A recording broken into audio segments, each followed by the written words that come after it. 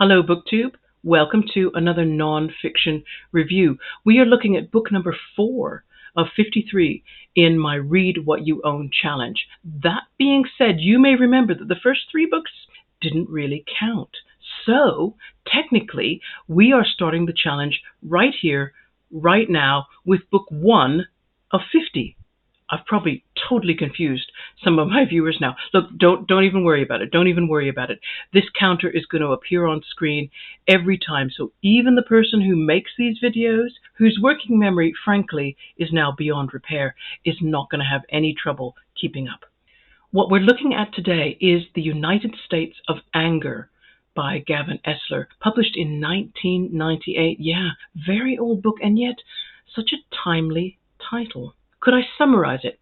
The book it's a scan, a survey, more anecdotal than statistical, and it's examining the social, economic, and political anxieties of late 1990s America. Now, bear in mind, it's the work of a journalist rather than a historian, so it's touching on many issues rather than doing a deep factual dive. And I wouldn't say it has a unifying theory that explains either the causes of problems or any solutions.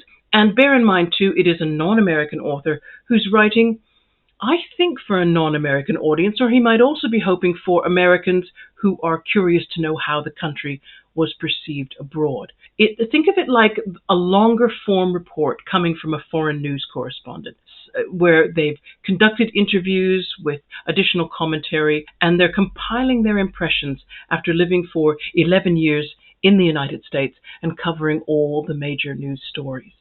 Okay, what do we know about the author? Gavin Esler was born in Glasgow in 1953, and when he was 3 weeks old, he nearly died. It was only some very timely surgery that saved him, and you can understand why. As a result, he decided he wanted to be a doctor when he grew up. And he had a bit of a wobble, he said, at 17, because by the time he was 17, he'd been writing, and he realized just how much he loved writing. So he took a decision to go ahead and study literature, and he got a 2.1 degree in English and American literature at Kent University, and then went on to get a distinction in Irish literature from Leeds University.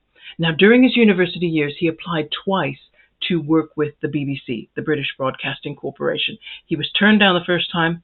Second time, he didn't even get a reply. So his journalism career had to start at the Belfast Telegraph, where he was a junior reporter. And he worked a few months there, and then it seems like that was the secret ingredient that he needed on his resume, because his third application to the BBC got him in, and he started working for them in 1977. And then in 1989, he was made their Washington correspondent and later on their North American correspondent.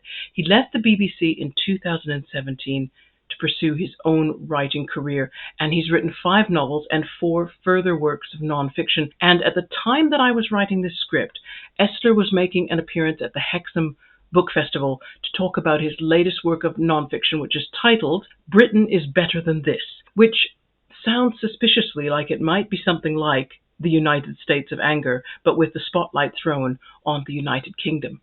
Regarding structure, Esler's book has 4 parts.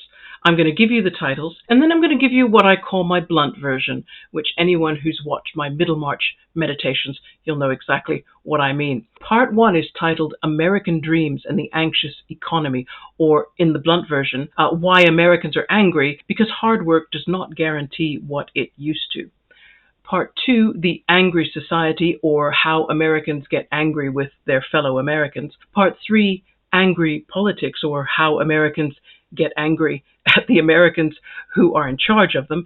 And Part 4, After Anger. And that's where Gavin Esler speculates on how the future is going to look.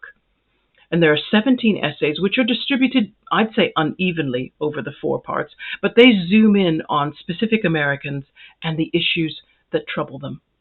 How did I get this book? Well, the truth of the matter is that this book belongs to the person who watches television. We both love the annual festival of literature that takes place in Hay-on-Wye, which is on the Welsh-English border. And it used to be that we attended that festival every even-numbered year, I'd say from about 1992 to 2008. And the person who watches television bought this book brand new at the 1998 festival. He got a ticket to go see Gavin Esler talk, and then he patiently stood in line so he could get a signed copy. Now, the unfortunate thing, in 1998, the publishers did not bring enough books to the event. So by the time the person who watches television got to the front of the line, the books had run out. But the publishers were very kind. They took his address down, and about 2 weeks after we got home, we received a signed copy in the post, which of course you can see the photograph right here. Now, I told the person who watches television that I was going to read Gavin Esler's book just as soon as he finished it. Well, he finished it before the end of 1998. Can you see now why I felt it was really important to do a Read What You Own challenge? Oh, this year is going to be such a big, long read of shame for me. I'm going to be introducing you to all these books that I said I wanted to read so badly when I bought them. And yet, in the case of this book, I waited a quarter of a century. I can't believe it myself. Okay, so apart from maybe some strange propensity toward masochism, why did I choose to read this book? Well, I chose it because obviously I was browsing my shelves looking for something to put on my TBR list. And as soon as I saw the title, The United States of Anger, I thought to myself, hey, I could present this book, and if I didn't tell anybody the publication date, I could understand why viewers might conclude that it's actually a more recent release. And then that's because even after a quarter of a century, Americans still seem very angry, and not only that, but very angry about the same issues that Esler was covering in the mid-1990s. Okay, I exaggerate a little. The book has aged. I mean, a quarter of a century. It was published before the Monica Lewinsky affair, before the George W. Bush presidency, the Second Iraq War, 9/11, lots of stuff. But it does pinpoint the hot button topics. Economic decline in terms of the quality of employment versus the rising cost of living, racial tension, debates on abortion and gay rights, and gun control. And it was interesting to note that these issues just haven't gone away. I'm going to credit Gavin Esler for, a slight talent for clairvoyance, only slight. His predictions for the future, well, I tell you what, I'll just read them, and then you can have your own reaction. Let me just open up the page on here. My own guess, and it can only be a guess, since reporters are always poor clairvoyants, is that for the United States in the 21st century, elements of what I have caricatured as the benign and malign scenarios will coexist for many years. There will be considerable unrest and alarming violence, and while the peak of American power is passing, it will pass slowly. There is a clear and present danger of racial explosions involving the black poor, but also increasingly the Hispanic underclass. The fragile veneer of American urban civilization was rapidly exposed in Los Angeles in 1992. That was the Rodney King beating. The veneer has been restored, Esler says, but for the foreseeable future, major American cities will perpetually hover one court case, one police beating, one shooting away from a repeat of that catastrophe, or something worse. I am also convinced that right-wing violence, militia activity, and theatrical attacks or disturbances from millennialist groups will be a feature of American society for the next decade and beyond. There will be blood on the streets from the intolerant worshippers of unreason. At best, like the Heaven's Gate cult, they will confine their violence to themselves. At worst, strange beliefs will slide into violent behavior. It takes a very few dedicated yet deranged people to launch a provocative jihad against government workers, racial or minority groups, homosexuals, abortion clinics, or other customary targets. But to be fair, Esler does end the book on a note of optimism, as he ends the page here by saying, but amid the gloomiest parts of the malign scenario, I am still optimistic that the center of American society will hold.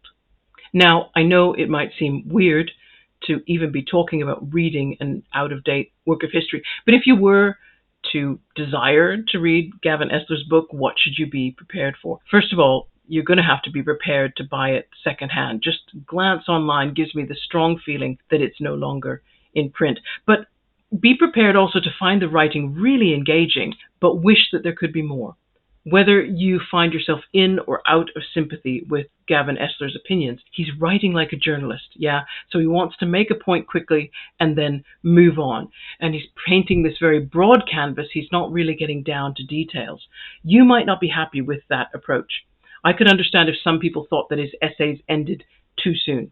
I found it frustrating because Esler would sometimes hint at some historical context that would kind of explain present circumstances, and I always felt more would have been helpful. However, Esler, what I really liked about this book, what I felt was its strong point, was that he based his essays around home visits and extended interviews with ordinary Americans. And it's these interviews, these snapshots of the opinions and experiences of the people, plus Esler's descriptions about their personalities, their families, their neighborhoods. That's what gives this book, great personality as well as credibility. And I found myself wondering, what are some of those people doing now? And that's a wrap. Well, this book has been a sharp reminder that I have patchy knowledge of American history. Lots and lots of big gaps that need filling. I suppose I could start anywhere. Anywhere's better than nowhere, but the most logical place is the beginning. So I've added to my Read What You Own post-challenge Amazon wish list 2 books. American Dialogue, The Founders and Us by Joseph J. Ellis. That's a book that looks at the writings of Washington, Jefferson, Adams, and Madison and compares what the men were saying then with, those hot-button topics in America currently. And I've also added These Truths by Jill Lepore. I've seen a couple of booktubers really enthuse about that title for NonFiction November. And I'd welcome any suggestions from American viewers. Yes, please, don't be shy. If you know a really good book about the Founding Fathers or the early years of the Republic or before, or I don't know, you just name your favorite book. That won't ever bother me, okay? Thanks for joining me today, everyone. Look out for another book review on Sunday. Take care. Bye-bye.